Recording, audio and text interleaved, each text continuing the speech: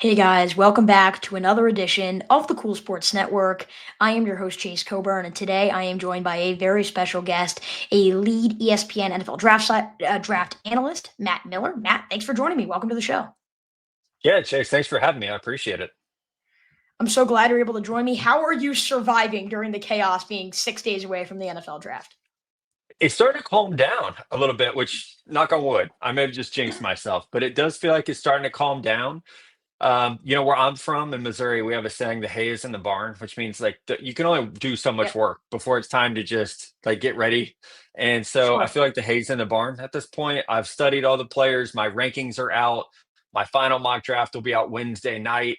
So I'm really getting close to the end is in sight. And I can't wait to get to Green Bay and we get to the point where we can just talk about players and teams and really dive in on this draft class. Yes, obviously, you're doing a lot of stuff in Green Bay. I know you're obviously on the ESPN ABC broadcast on the Saturday, so a lot of great stuff coming up for you. And you guys can check out all of Matt's work with the links below and all those great things. In the interest of time, I just want to jump right into this class. What kind of goes into how you evaluate college talent for the pros? Forget this year, just in any year. Matt, Chase, we could talk for hours about this. This is a great question, right? So I think the biggest thing for me is as I'm watching college football in the fall, I keep three different spread. Well, it's like one Google Doc, but three different sheets, right? So there's a sheet for 2025, 2026, 2027. And as I'm watching college football, I will put players in those documents. Now, I'll also talk to agents, scouts, college coaches, and try to get really for a given draft class, I want to get like 1,000 names. Some of those guys are going to get hurt. Some are going to go back to school. Some just aren't going to be good enough. But I have found that it's easier to cut players from my list instead of trying to search and add guys. So I try to start with a huge list. I would say for 2026, I'm already around 300 players. And that's without doing some of the summer work of talking to scouts and saying, like, hey, what's your list? Especially if they're guys who scout my area where I live. We'll talk and say, here's who I'm watching in this area. Who are you watching? And we'll try to combine notes that way. So I'll try to have a huge list of players by September, August, September.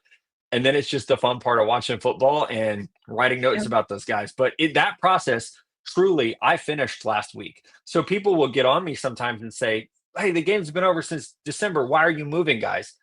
And the honest truth is, it takes a really long time to watch that many players. Right. So I was still watching guys last week. So it is a really exhaustive process to make sure you watch, 3, 4, 5 games minimum on all these players.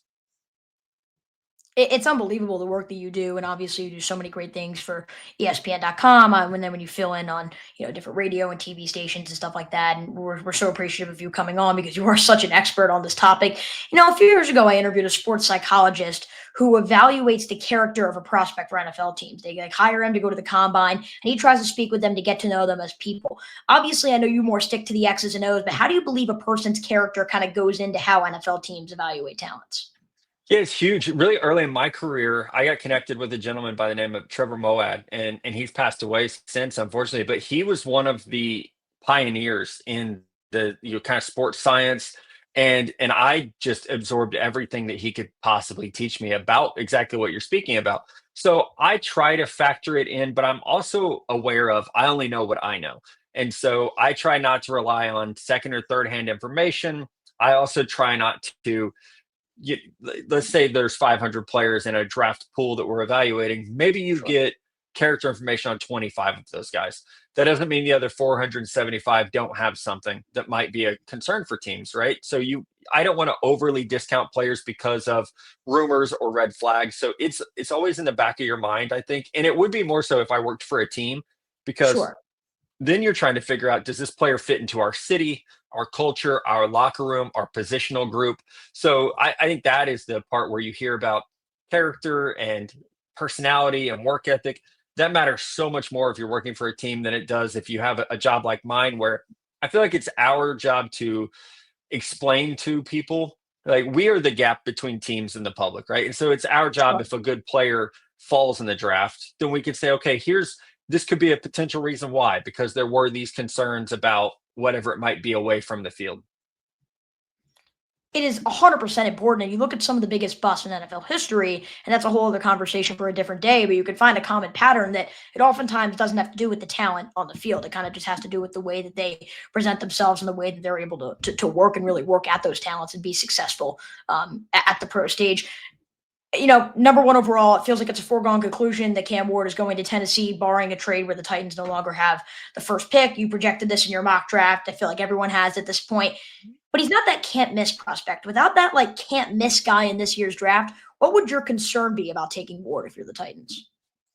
Yeah, I think you would have to have the question of, was he a late bloomer because of opportunity, or was he a late bloomer because he was, just older than his competition? That's always a concern with the quarterbacks now. I think you feel better about it because Jaden Daniels had so much success last year. Bo Nix had a lot of success taking the Broncos to the playoffs.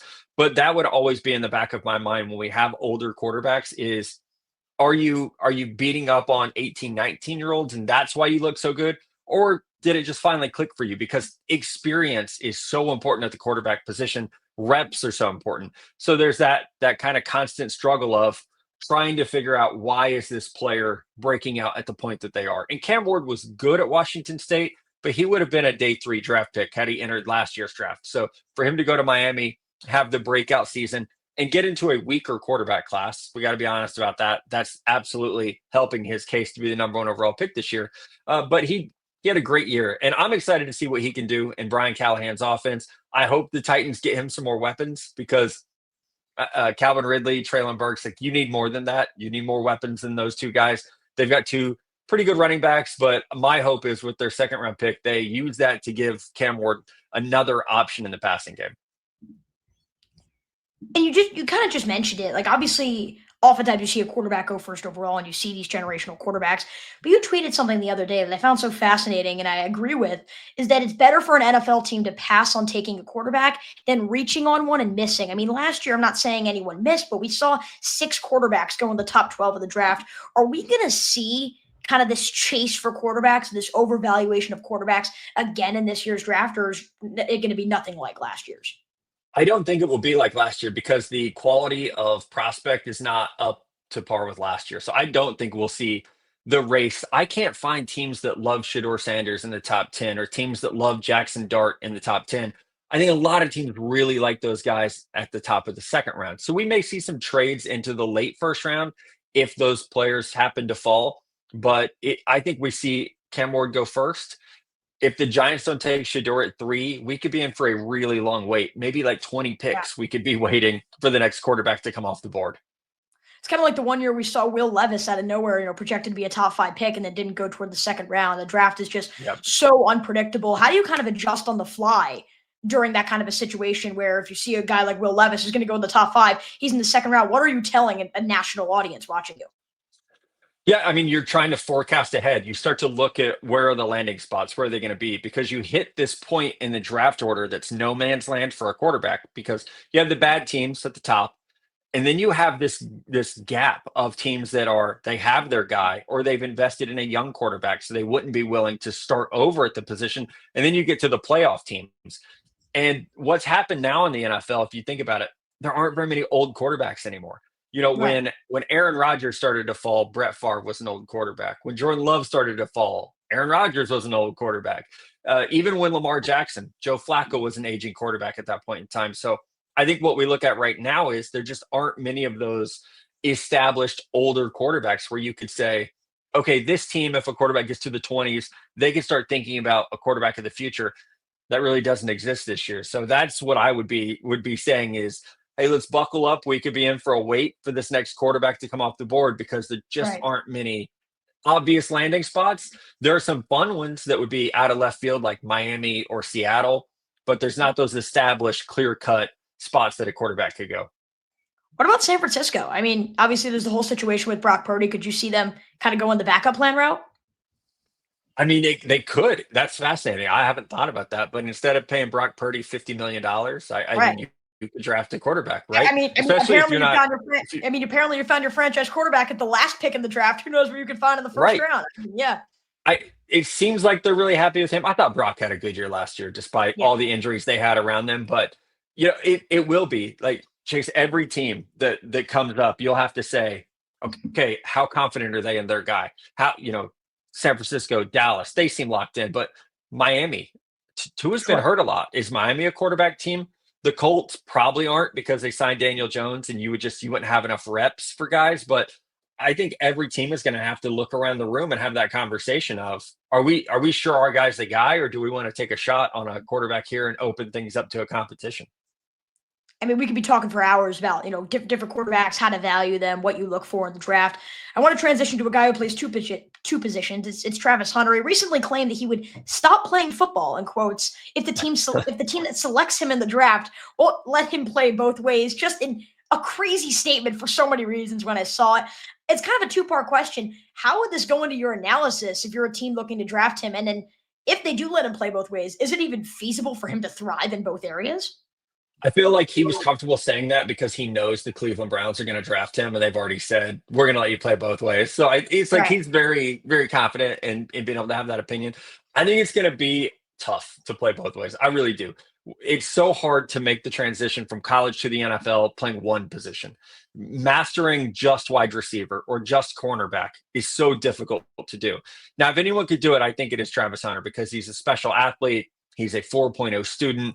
He is married to the game of football, it feels like. So like that's his entire life at this point. So if anyone could do it, I think it would be him.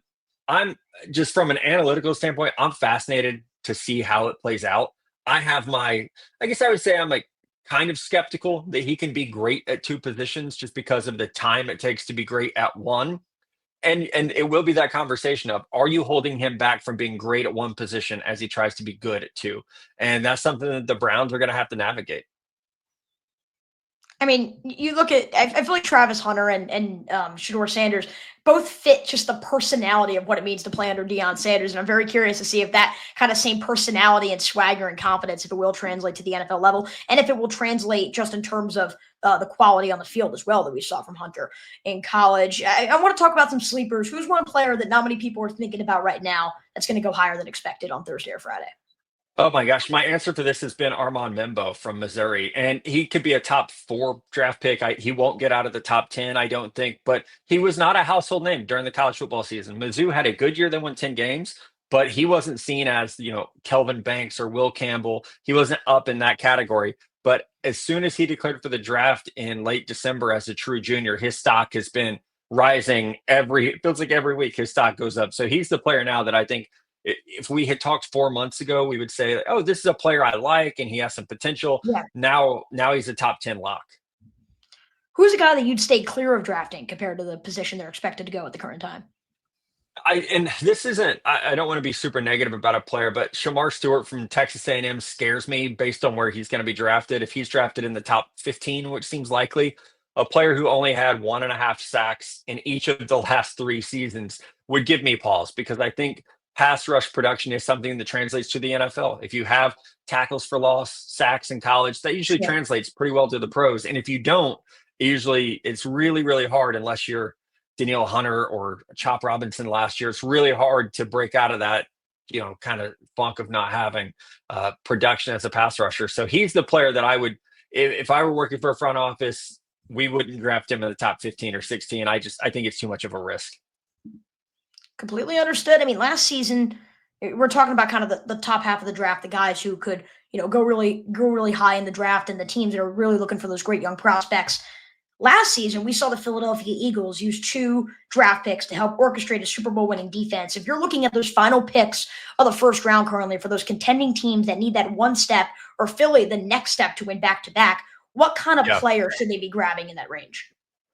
Yeah, I think that's where you want to. And I love what the Rams have done with this, and Philly does it too. Of they draft highly productive players from big schools because they're able to step into a winning culture and play early on and play at a high level. So there's not as much of a projection with those players. And maybe you're limiting your reach a little bit, but you're getting a known commodity. You're getting someone that you know exactly how they're going to perform. The Rams did it with Jared Verse and Braden Fisk last year. The Eagles did it with Quinyon Mitchell and Cooper DeJean. So I think especially for these winning teams, and some people are going to hear this and say, I would go the other way. You're already winning. Why not take the risk of reaching Sure. potentially for greatness? I would say keep it going. Like you want to draft highly productive players from Power Four conferences, ideally guys who've been in a college football playoff, because knowing how to win is so important as they get to the next level. Matt, this has been amazing. We appreciate all the great things you've said today. Every interview that I have with an analyst or in any profession, I always ask them what would be their biggest piece of advice to someone who would want to be like them down the line. So, Matt Miller, if someone in the down the line wants to be an NFL draft analyst like yourself, what would be your biggest piece of advice to them and why?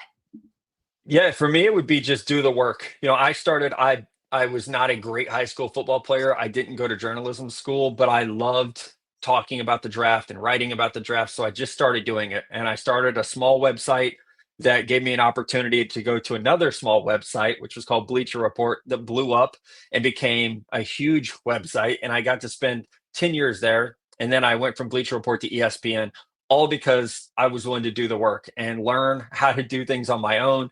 But even when I was doing it for free or when I was doing it for pennies, it was something that I loved and was passionate about.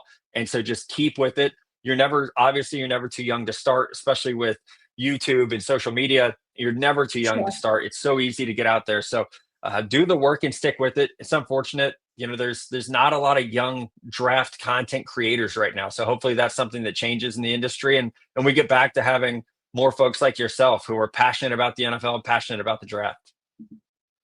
I appreciate that, Matt. Thank you so much for that. I mean, thank you so much for joining us today. Anything that we think we should just know before we wrap up? Anything that fans should know about the draft that you really just want to tell the audience, because this is what you do, right? So is there anything we should look out for on Thursday night?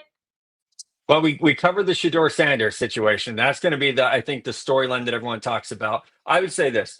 People have said this is not a good draft, and I disagree. I think this is a good draft if you need starters, and every team does. You can't have a team made up of Pro Bowlers. It doesn't work that way. This is a draft where you can get really good starting players, especially on the offensive line and the defensive line. We're going to be paying attention to that. Matt Miller, thank you so much for joining me today. We appreciate it. You bet. Thank you. Thank you so much. We'll wrap it up here alongside one of the biggest ESPN NFL draft analysts, Matt Miller. I'm your host, Chase Coburn, saying so long from the Cool Sports Network. The NFL draft is just 6 days away, and Miller has you covered for everything on ESPN.com. Take care.